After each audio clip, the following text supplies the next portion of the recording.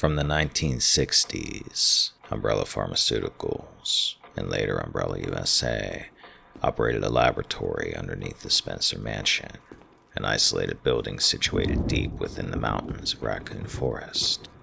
How much the public at large knew of the mansion and its lab is uncertain, but the U.S. government was indeed aware of the facility. Officially, vaccine research was conducted on BSL-4 level viruses such as Ebola.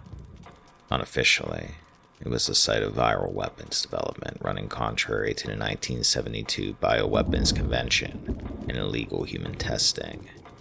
The virus involved in the outbreak, however, was a strain, or strains, of T-virus, a virus which mutates humans to survive a number of normally fatal conditions such as cardiac arrest, but which also causes necrosis, brain damage, and excessive hormone production leading to bone growth, murderous anger, and cannibalistic hunger.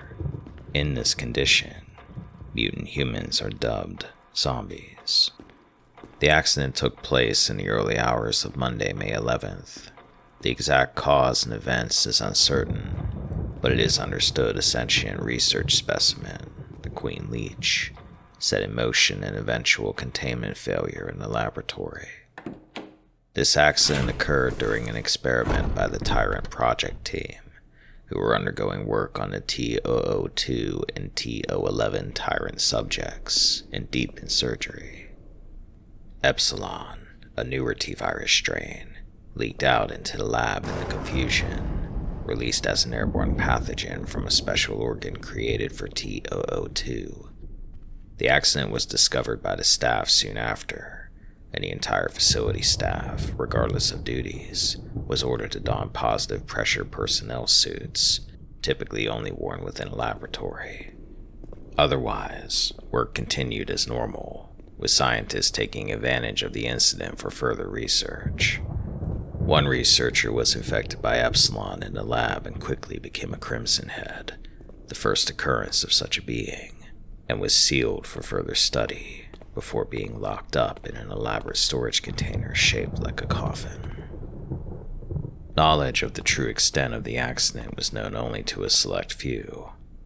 Dr. Albert Wesker, a former Tyrant Project researcher but by then a security agent, ordered telephone access to the outside world to be cut to prevent information leaks. Security personnel also received orders to shoot anyone attempting to leave the facility. At this point, at least 78 Umbrella employees, not counting Dr. Wesker's team, were subject to quarantine, 7 of whom being researchers on transfer from Umbrella headquarters, along with at least 24 human test subjects.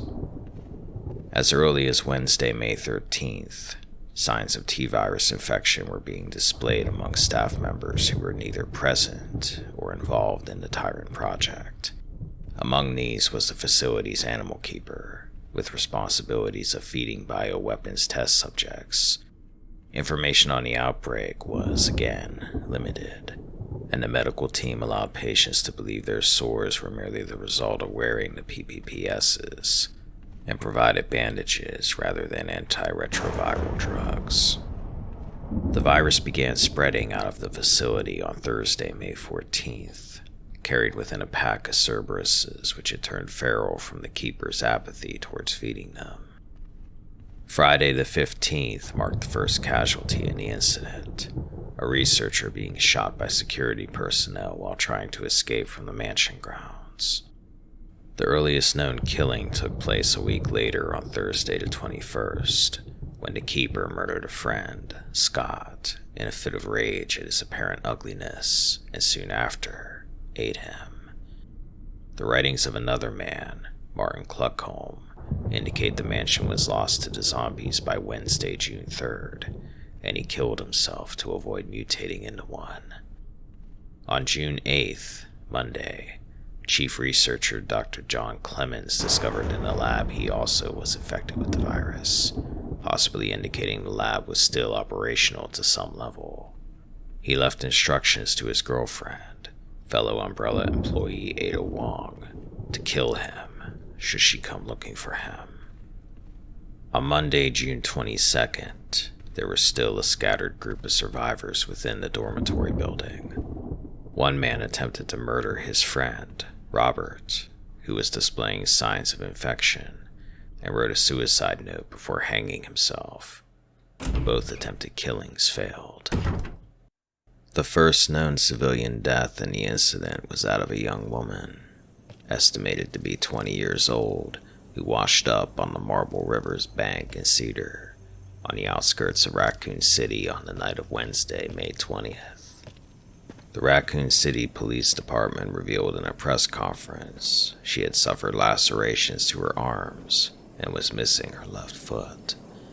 Given the force at which bite marks appeared to have been inflicted, it was determined she had been killed by a grizzly bear or like creature, and her body swept by the river from the mountains. A mountaineering boot on her right foot suggested she was out hiking at the time of the attack and may have been an out-of-state tourist. In the weeks following, there were a number of other bizarre attacks, though none else are dated. By a roadside in the Arklay Mountains, 3 members of a family were found dead following a savage attack on them while camping in the woods. The mother, father, and son were found to be missing a number of internal organs and had a number of bite wounds all over their body, which the Raccoon Police Department determined were human in origin.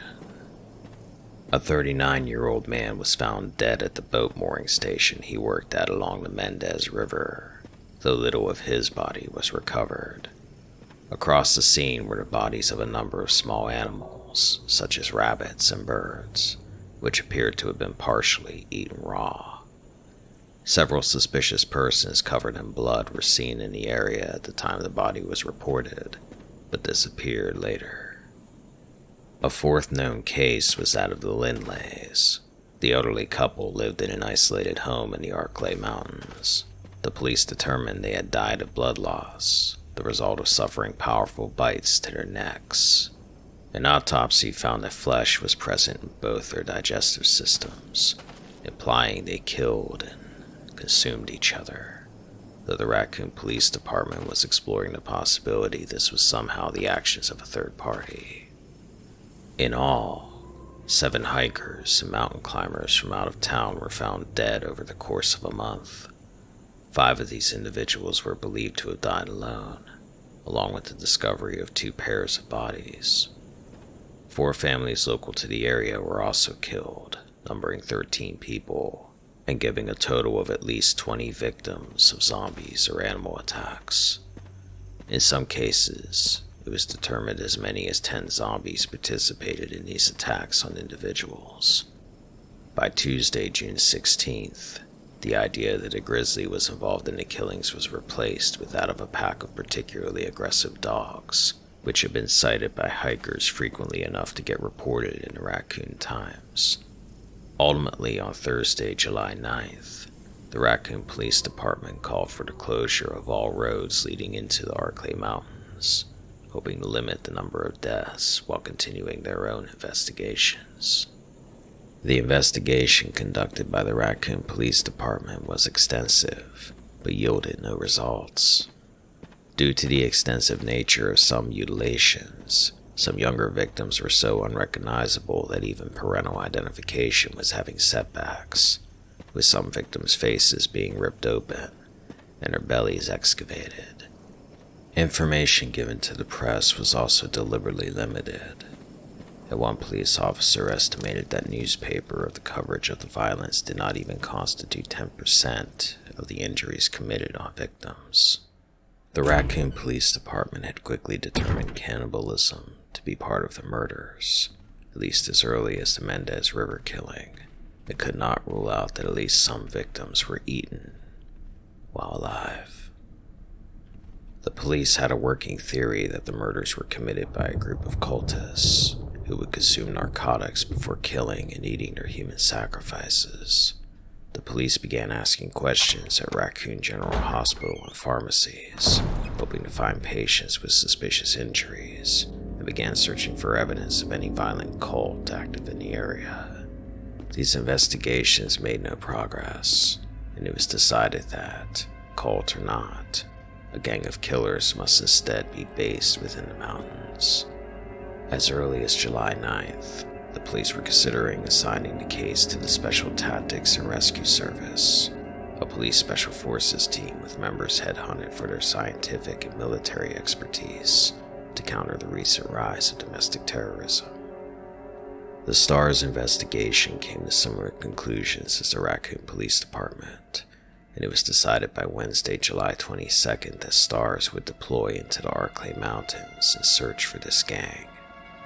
The planning of the mission was conducted by Dr. Albert Wesker, himself also captain of STARS, who had received orders from Umbrella to enter the Arklay laboratory, obtain bioweapons data, and then destroy it. STARS, as a trained task force, would serve as a tool to allow him to carry out this task. Expected to die in a confrontation with escaped bioweapons, their deaths would also serve as proof of concept for those particular BOWs, as well as silencing an otherwise inevitable, legitimate investigation that could be damaging for the company. STARS Bravo team was assigned orders to investigate the area and took off from a Bell UH-1 Iroquois helicopter in the evening of Thursday, July 23rd. The helicopter had been sabotaged by Captain Wesker before takeoff and suffered an engine failure which forced it to crash land not far from the Spencer mansion. As Captain Wesker was himself busy conducting the reclamation project for the nearby Executive Training Center, this act of sabotage worked to remove Bravo team from the equation. The 6 STARS officers and RPD pilot, Kevin Dooley, would soon find themselves caught up in the violence themselves.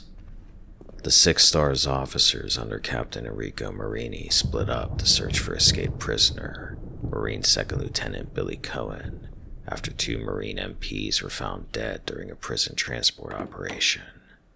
During this search, Rebecca Chambers and Edward Dewey found themselves on board the Ecliptic Express, a private train attacked by the Queen Leech 2 hours earlier, with Dewey being infected and killed. Chambers herself spent the night with Second Lieutenant Cohen in what would become known as the Ecliptic Express incident. Officer Dooley was killed not long after the crash landing, having been mauled to death by the Cerberus pack while sat in a cockpit. Captain Marini and officers Kevin J. Sullivan, Forrest Bayer, and Richard Aiken ultimately reached the Spencer mansion that very night and were separated. In the morning of Friday the 24th, Chambers arrived and, failing to find anyone, went to sleep in the dormitory building. In the evening, she was awoken by Aiken, who was himself also searching for their comrades. Meanwhile, Umbrella changed its plans for the operation, dubbed X-Day. Rather than rely on Captain Wesker in obtaining the bioweapons data, Colonel Sergei Vladimir, head of the UBCS, was sent into the laboratory to obtain the research in person, and with the aid of 2 tyrant bodyguards, obtained the T-011, but left the T-002 behind. Soon after their departure, witnessed by Aiken and Chambers, the Yawn, an escaped snake test subject, attacked the duo, poisoning Aiken. How long Chambers stayed with Aiken following the attack is uncertain, and certain accounts conflict, though it appears she eventually left him to go to the mansion storeroom, where serums were stored.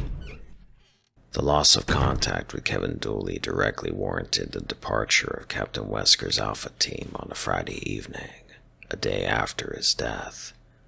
Ahead of the departure, Captain Wesker manipulated Barry Burton into believing his wife and daughters, Moria and Polly, were being held hostage by Umbrella security staff, and that Burton had to assist him in destroying incriminating data which might survive the lab explosion, or they were to be killed. During the initial investigation on the ground, which discovered Dooley's body, the Cerberus pack also attacked Alpha Team, resulting in Officer Joseph Frost being mauled to death, and forcing pilot Brad Vickers to take off, stranding the others in the forest. Captain Wesker, Burton, Joe Valentine, and Chris Redfield all made it into the mansion's main hall, but separated soon after arrival. In the first minutes, Sullivan was found choking to death in his own blood after his throat was ripped out by a zombie as Alpha Team arrived in the building.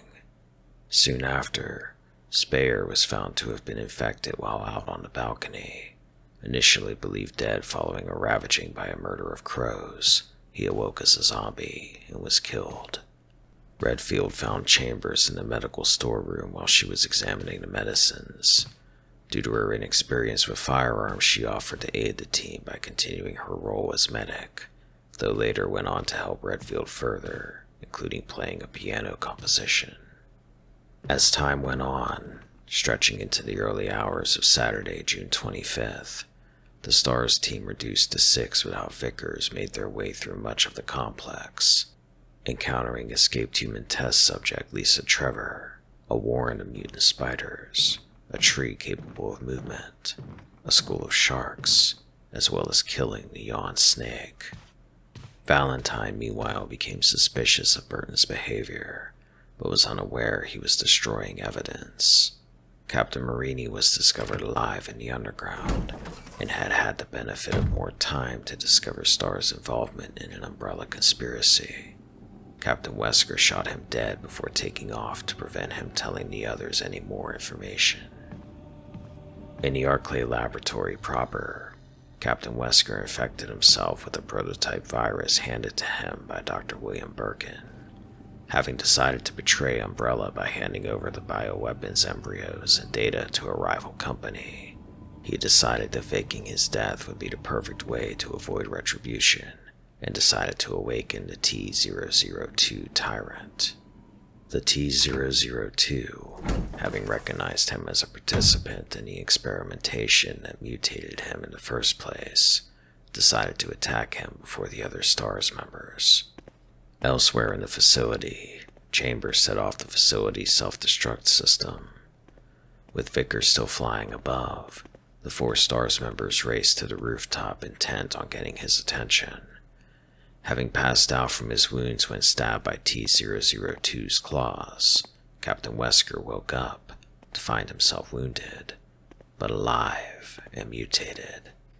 Having underestimated Alpha Team's resourcefulness, he had little time to obtain embryos of the bioweapons, and found that Colonel Vladimir had deleted his computer login, preventing him from downloading the data.